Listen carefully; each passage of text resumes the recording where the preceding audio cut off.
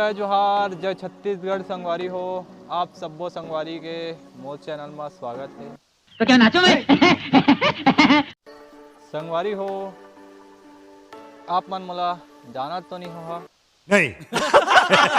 तब पहले हमन जान पहचान बना लेथन।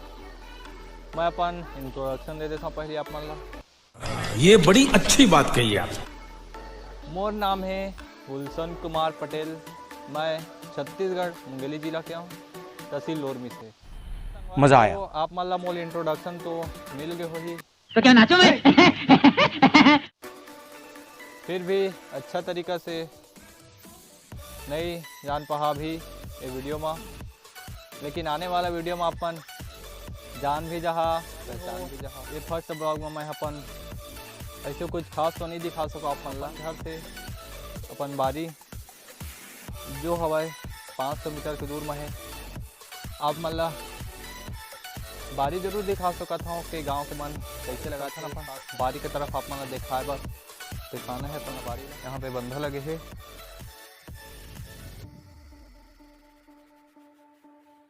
और ये जो नीचे खेती देखा था आप मन, वो पूरा मिर्चा की खेती है।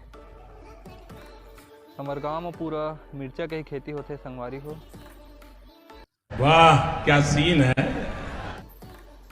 संगवारी हो, आज के वीडियो में अच्छे दिखा पाऊँ आप मन ला। मजा आया।